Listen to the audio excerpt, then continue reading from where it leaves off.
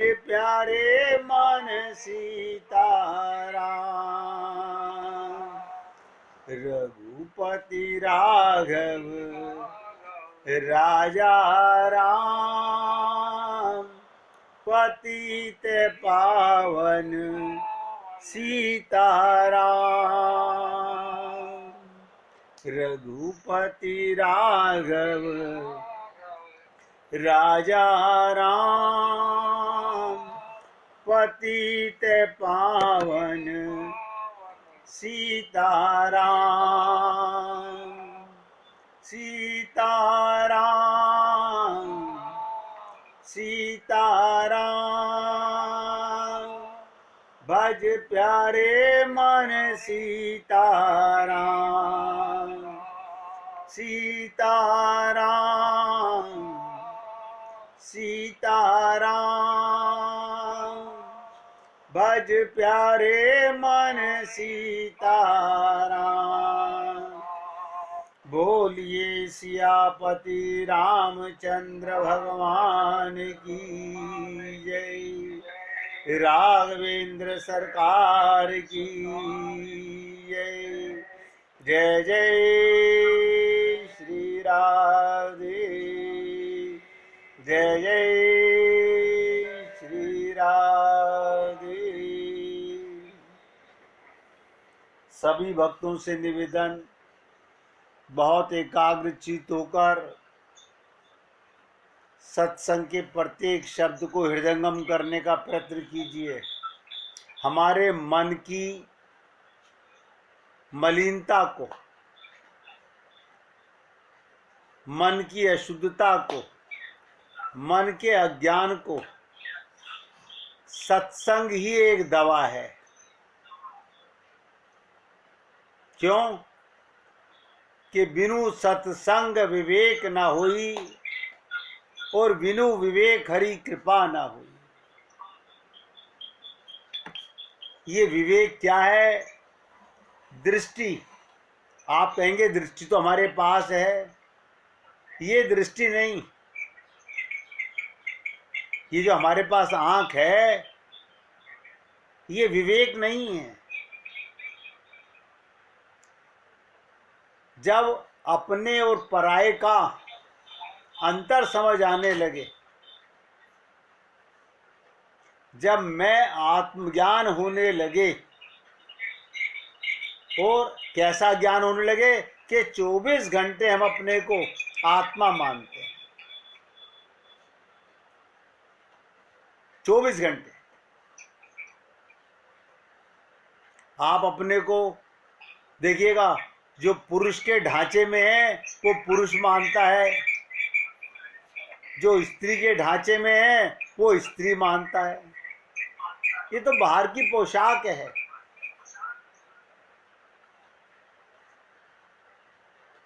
आप जीव हैं, जीवन देने वाले हैं। इस शरीर को आपने जीवित रखा हुआ है। आपने जिस दिन ये शरीर छोड़ा, ये शरीर जड़ था, जड़ है और जड़ रहेगा। आपके कारण ये इंद्रियां वर्क कर रही हैं। इंद्रियों के कारण आप वर्क नहीं कर रहे। किसी ने कहा भगवान को पाने का सबसे सरल उपाय क्या है? सबसे सरल उपाय, हमारे महाराज जी कहते थे, गधे की अकल से समझ लीजिए। क्योंकि जो हमारी अकल है, जो हमारी बुद्धि है, जो हमारे ज्ञान है, वो उस मार्ग में फेल है। वो संसार के लिए तो ठीक है, भगवान के लिए नहीं है। इसलिए गुरुदेव कहते थे गधे की अकल से, कि वहां पर ये अकल मत लगाओ। हम क्या सोचते हैं, जिससे हम संसार में काम करते हैं उसी बुद्धि से भगवान से प्रेम कर लेंगे। संसार में तो आपके सारे काम व्यवहार के होते हैं, सब व्यवहार के होते हैं। भगवान के साथ में व्यवहार नहीं। देखिएगा, सबसे सरल मार्ग बता रहा हूं। एक शिक्षा हमें ग्रहण कर लेनी चाहिए। वो क्या शिक्षा है? भगवान राम को हम नहीं समझ सके, हमने नहीं समझा भगवान राम के आदर्श को, उनकी मर्यादा को नहीं समझ सके। भगवान श्री कृष्ण के अवतार का भी हमने लाभ नहीं लिया। क्यों नहीं लिया? हम सोचते हैं वो तो त्रेता युग में हुए थे, वो द्वापर युग में हुए थे। हमने कौन सा देखा है? हम अपनी आंखों पर देखने पर ज्यादा भरोसा करते हैं। कोई बात नहीं, हम आपको वो तरीका बता रहे हैं जिससे आप अपनी आंखों से देखने के बाद में फिर तो भरोसा करेंगे ना। जब आप अपनी आंखों से कुछ देखेंगे फिर तो विश्वास होगा। हमसे किसी ने प्रश्न किया था तो हमने पूछा कि तुम ये बताओ टीवी कितनी देर देखते हो? बोले सच्ची सच्ची बताए। मैंने कहा बताइए। बोले न्यूज़ देखते हैं, सीरियल देखते हैं। मैंने कहा जो देखते हो पे विश्वास करते हो? बोले हाँ वो तो विश्वास करते हैं। मैंने कहा जब कोई सीरियल देखते हो तो जो सीरियल में देखते हो तब भी तुम्हारी आंखें नहीं खुलती? बोले क्या मतलब? सीरियल के अंदर जो आर्टिस्ट काम कर रहे हैं, जो हीरो हीरोइन काम कर रहे हैं, जो वो दिखा रहे हैं वो सत्य होता है या एक्टिंग होती है? बोले होती तो एक्टिंग है, लगती सच्ची है। मैंने कहा कम से कम उनसे ही शिक्षा ले लो, उन्हीं की गीता का ज्ञान ले लो, उन्हीं के रामायण के आदर्श को पकड़ लो। राम और कृष्ण को, संत महात्माओं को तो हम नहीं समझ सके, कम से कम इनके व्यवहार को तो समझ लो। ये एक्टिंग करते हैं तो हमें संसार में कैसे रहना है? एक्टिंग करके रहना है। एक्टिंग, व्यवहार। और ऐसा नहीं है आप और हम लोग 10-20 लोगों को छोड़कर सबके साथ व्यवहार करते हैं। आप देख लीजिए, 10-20 लोगों को छोड़कर सबके साथ एक्टिंग करते हैं, व्यवहार करते हैं। तो फिर हमें क्या करना है? इन 10-20 के साथ भी व्यवहार ही करना है।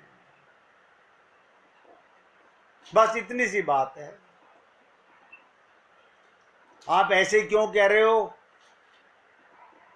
ये तो मेरे दादा दादी हैं, मम्मी पापा हैं। हमने कब कहा कि नहीं है? हमने तो नहीं कहा कि नहीं है। बस इतना सा समझ लो, ये शरीर के मम्मी पापा हैं, ये शरीर के दादी दादा हैं, ये शरीर के पति पत्नी हैं। बस इतनी सी बात है।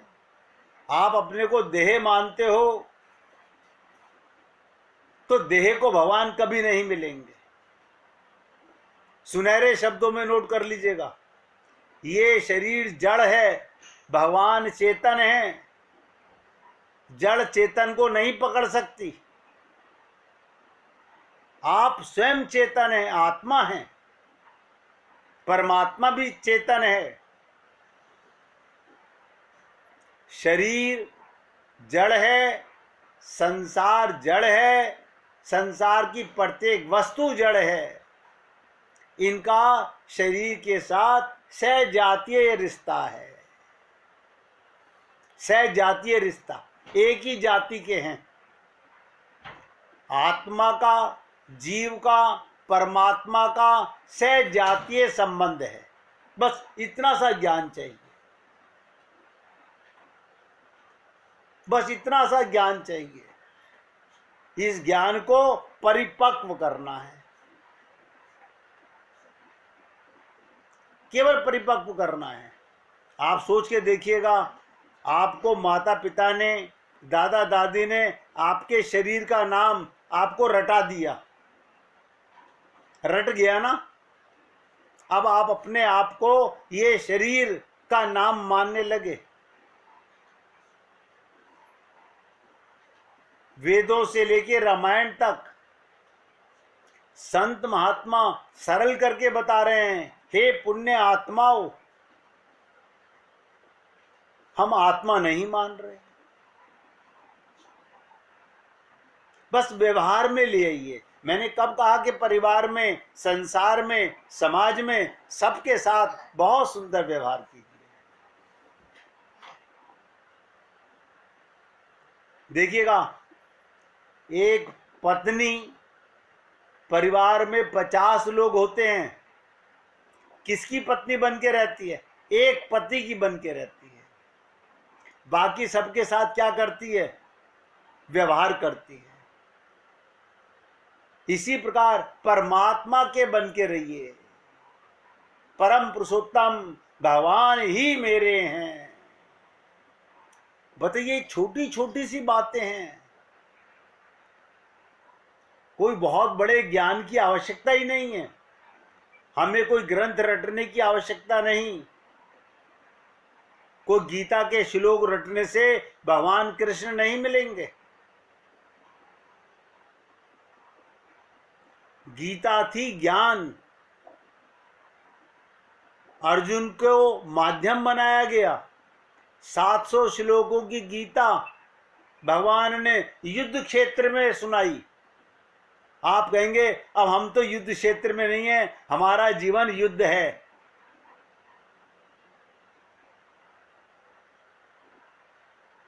हमारी कमी क्या है? ध्यान दीजिएगा, हम अपने सच्चे दोषों की भी निंदा नहीं सुनना चाहते।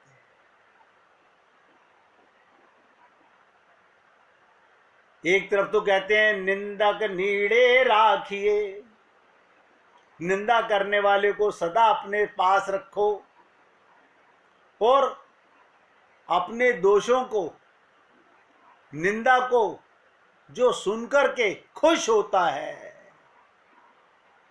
जो बुरा फील नहीं करता, ये हमारी कमजोरी है। फिर झूठी निंदा सुनने पर तो उसे और गुस्सा आता है।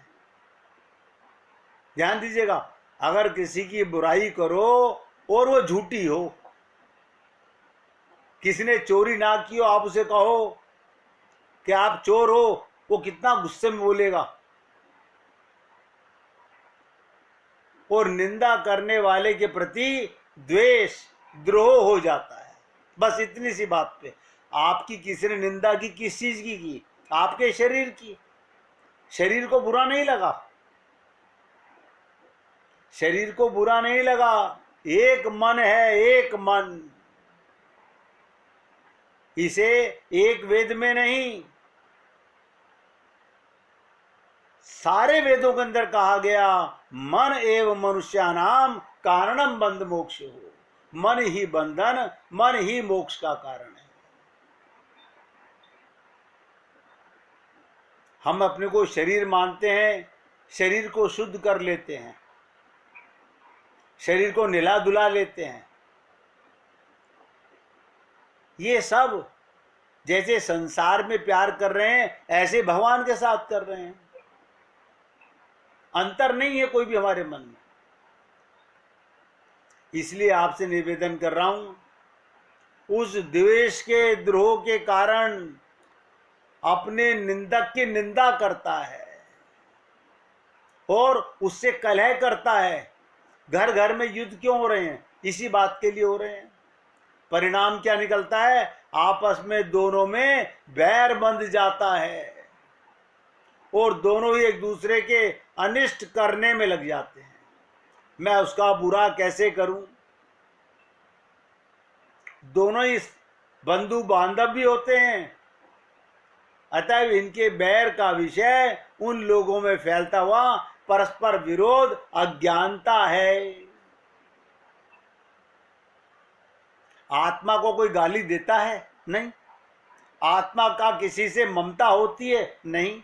मैं कई बार सुनता हूं, लोग कहते हैं आज तो आत्मा प्रसन्न हो गई।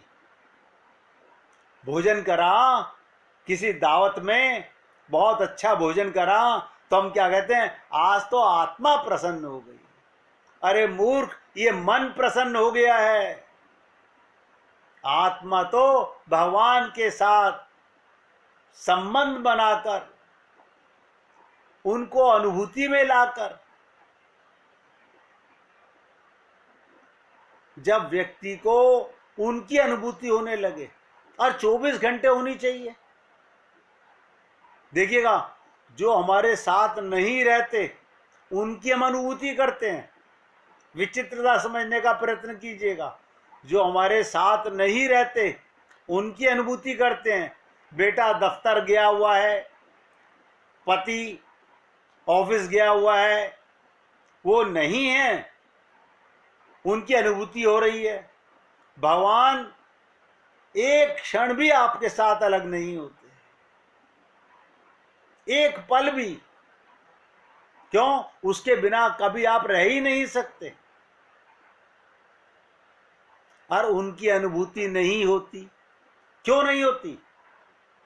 क्योंकि हमें अभी तक आत्मज्ञान नहीं हुआ।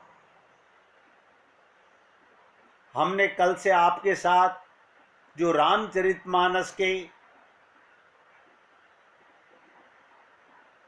सोच के देखिएगा, काक भुसुंडी गरुड़ संवाद के माध्यम से समझने के लिए सबसे बड़े संत नारद जी को पकड़ा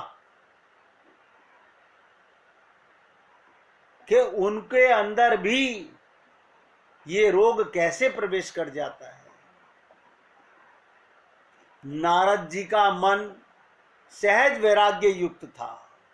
दक्ष ने श्राप दिया, कोई फर्क नहीं पड़ा। परम पवित्र है, वो गुफा में बैठकर समाधि में तल्लीन हो जाते हैं। तल्लीन हो जाना यानी अपना पता मिट जाना। कल मैंने आपके साथ में थोड़ी सी तुरीयावस्था पर चर्चा की थी, और मैंने आपसे कहा था 3 अवस्थाओं का ज्ञान हम सबको होता है। जागृत अवस्था, स्वप्न अवस्था, सुषुप्ति अवस्था।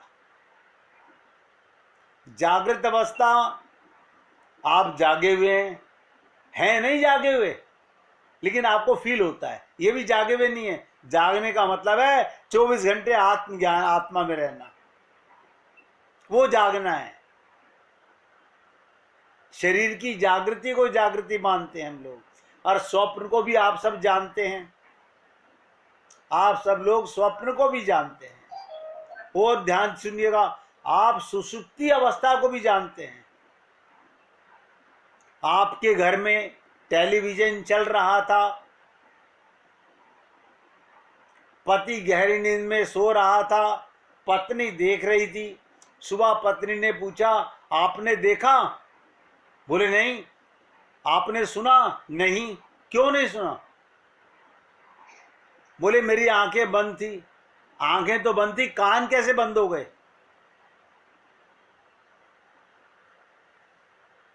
तो उसका भी आपको एहसास होता है। ये 3 अवस्थाएं सब जानते हैं। जागृत अवस्था, स्वप्न अवस्था, सुषुप्ति अवस्था। लेकिन तुरीया अवस्था ये ध्यान की पराकाष्ठा है। यानी शरीर से ऊपर उठ जाना, शरीर का भी भान समाप्त हो जाना, इसे कहते हैं तुरीया अवस्था। तो कल मैंने आपको कहा था कि नारद जी जिस गुफा में जाकर समाधि में लीन हो जाते हैं, वो तुरीया अवस्था में प्रवेश पाने की चेष्टा करते हैं। देखिएगा, वो भूल गए दक्ष का श्राप वगैरह सब कुछ।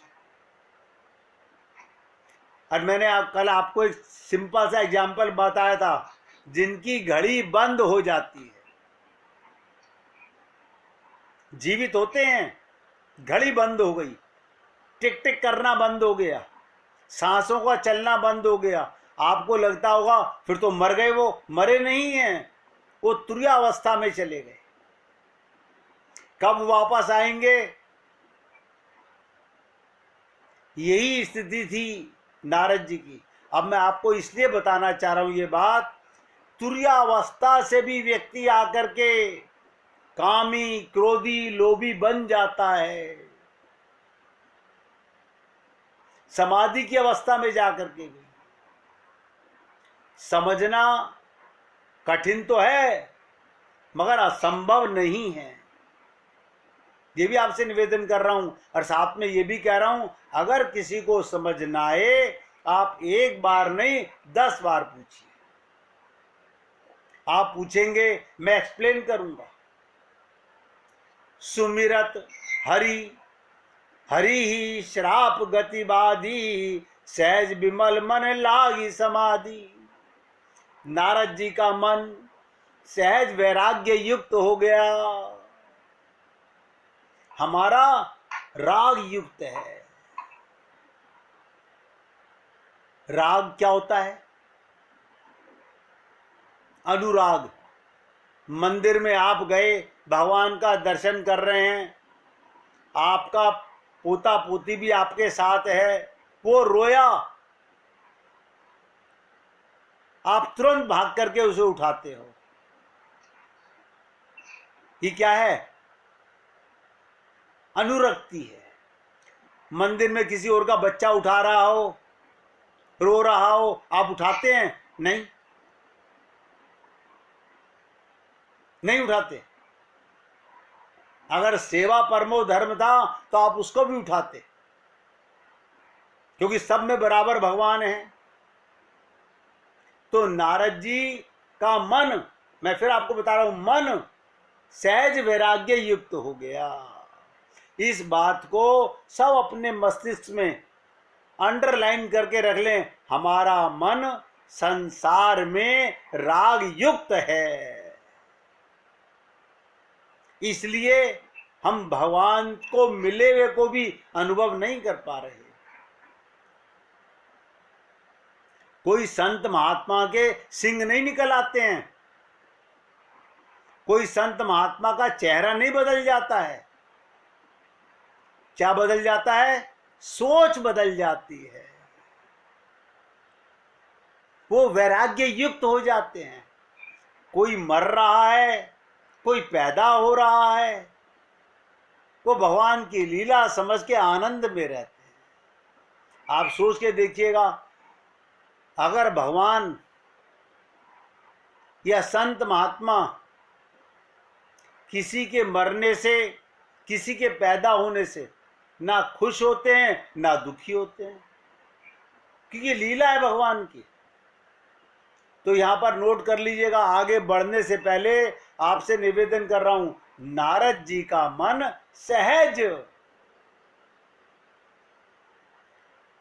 सहज वैराग्य युक्त है, परम पवित्र है। वे गुफा में बैठकर समाधि में तल्लीन, वो तुर्यावस्था में चले गए। यानी इससे ऊंची कोई अवस्था नहीं होती। जीव यहीं तक जा सकता है। अब मैं आपको यहीं से आगे दिखाना चाहता हूं कि कैसे हमारे अंदर ये मन के रोग, मानसिक रोग के जीवाणु काटने लगते हैं, दौड़ने लगते हैं।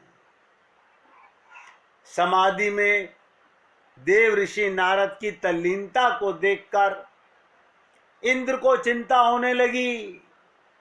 इंद्र का सिंहासन डोलने लगा। यहां सबसे बड़ी समस्या यही है कि नारद पर आक्रमण राक्षसों के द्वारा नहीं किया गया। राक्षस नहीं आए नारद जी को तंग करने। इंद्र का लगा कि ये मेरे सिंहासन को पाने के लिए, ये इंद्र की सीट पाने के लिए नारद जी समाधि लगा रहे हैं। ना इंद्र को चिंता होने लगी।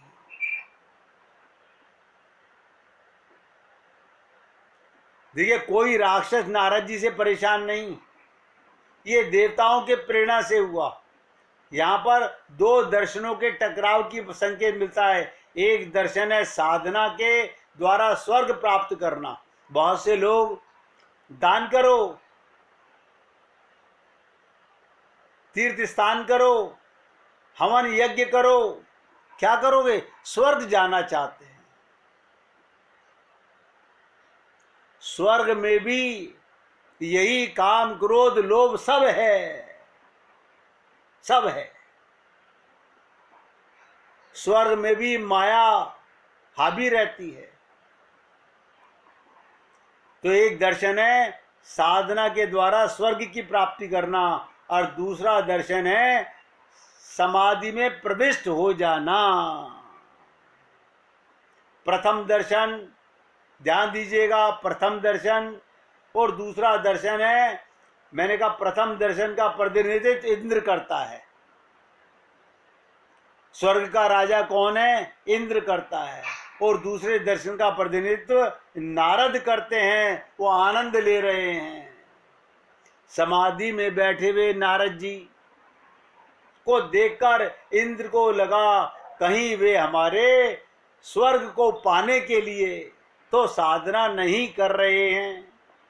आप सब लोग देखते होंगे, आज संसार में एक पार्टी थोड़ा सा आगे बढ़े तो दूसरी पार्टी उसकी टांग खींचने लगती है, कहीं मेरी सीट तो नहीं छीनना चाह रहा। यही इंद्र को लगा, वे हमारे स्वर्ग को पाने की साधना तो नहीं कर रहे हैं। सत्कर्म और पुण्य करने वाले की यही समस्या होती है। सत्कर्म करने वाले की और पुण्य करने वाले की यही समस्या होती है। भोगवादी व्यक्ति कितना भी अच्छा क्यों ना हो, ध्यान दीजिएगा इस पॉइंट को, भोगवादी व्यक्ति कितना भी अच्छा क्यों ना हो, अपने भोग में बंटवारा नहीं चाहता। स्वर्ग का राजा इंद्र भोगी है, वो कहता है मेरी सीट पर कोई दूसरा ना आए, कोई दूसरा ना आए। इंद्र को यही लगता है नारद जी कहीं मेरे स्वर्ग पर अधिकार तो नहीं करना चाहते, इसलिए वो उनकी समाधि को भंग करने के लिए कामदेव को भेजता है।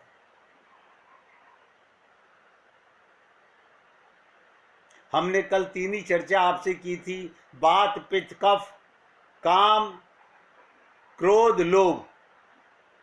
तो कामदेव देखिएगा, काम को नारद जी पर आक्रमण करने के लिए भेजता है। कामदेव कोई राक्षस है? नहीं। वो मारने आए नारद जी को? नहीं। अगर आप मेरे बताने पर अपने मन को टटोलने लगेंगे कि हमारे मन में ये काम का उदय कैसे होता है, आप तो आत्मा है, लेकिन आपके पास मन है और ये मन संसार में लगा हुआ है। मन ही बंधने वाला है, मन ही मोक्ष का कारण बनेगा। और नारद जी को क्यों पकड़ा गया? इसलिए पकड़ा गया कि उनसे बड़ा संत इस पृथ्वी पर कोई और नहीं। तो ध्यान दीजिएगा, काम को नारद पर आक्रमण करने के लिए इंद्र ने भेजा। इस प्रकार काम के दो रूप हैं। मैंने आपको रामचरितमानस में बताया था, एक वह जो मेघनाथ के रूप में लंका में रहता है और रावण लक्ष्मण से लड़ने की प्रेरणा करता है। क्या प्रेरणा दे रहा है? लक्ष्मण से लड़ो। दूसरा वो जो इंद्र से प्रेरित होकर नारद पर आक्रमण करता है। एक मेघनाथ लक्ष्मण से लड़ाई कर रहा है, एक इंद्र नारद जी से लड़ाई कर रहा है। काम के दो रूप समझिएगा। मानस रोग के संदर्भ में भी काम के दो ही रूप हैं। आप और हम सब लोग इतनी आसानी से समझ नहीं सकते। मानस रोग के संदर्भ में काम के भी दो रूप हैं। एक रूप वो जो राक्षसों के द्वारा संचालित होता है और दूसरा देवताओं के द्वारा। आप कहेंगे कैसे? मेघनाथ कौन है? राक्षस है। इंद्र कौन है? देवता है। अब ये बात तो समझ में आती है कि मोह रूपी राक्षस, मैं क्या करूं? अगर मैं सत्य ना बोलूं, मैं पर्दा डाल दूं,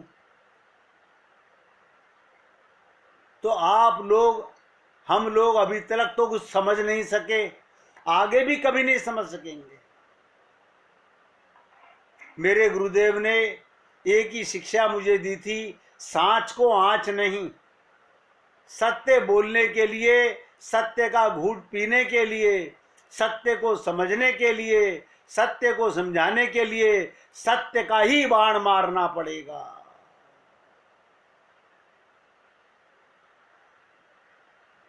मोह रूपी राक्षस काम को प्रेरित करे।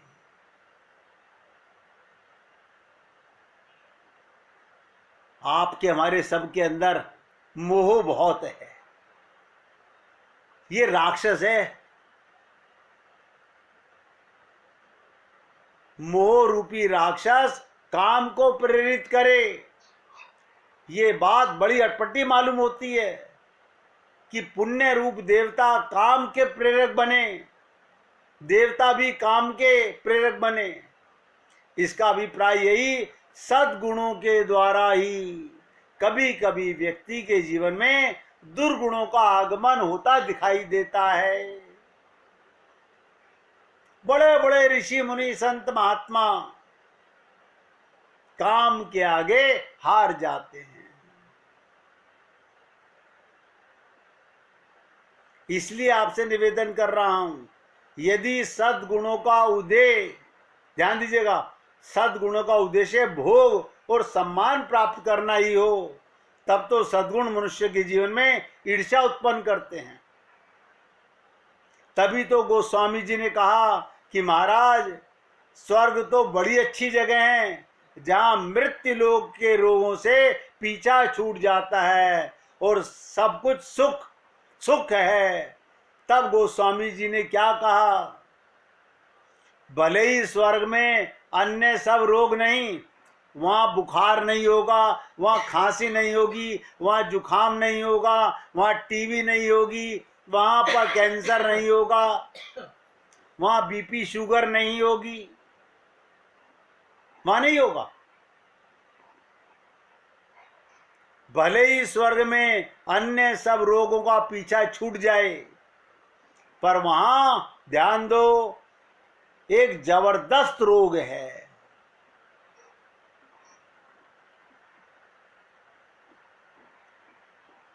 क्या है वो? जो संसार में तो है ही, स्वर्ग में बहुत बड़ा है। स्वर्ग मिटत न सावत, स्वर्ग में सोतिया डहा नहीं मिटती। यानी ईर्ष्या बहुत है। स्वर्ग का राजा इंद्र ब्रह्मा की सीट पाना चाहता है। जैसे हमारी पृथ्वी पर, ऐसे ही वहां पर भी होता है। अब इसको समझने के लिए पहले कीर्तन कीजिए, इसके बाद चर्चा करते हैं।